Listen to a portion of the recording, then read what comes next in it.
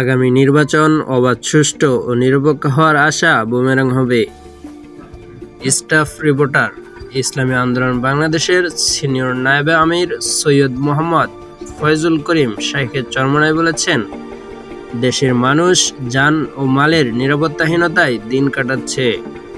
৫ আগস্টের পূর্বে সাধারণ মানুষ আওয়ামী লীগ ফ্যাসিস্টের নিপীড়নে পতিত হয়ে বৈষম্যের শিকার হতো, আর এখন বিএনপির স্থানীয় কিছু নেতার লোভ লালসা পূরণে স্থানীয় প্রশাসনের সহায়তায় নির্যাতিত হচ্ছে।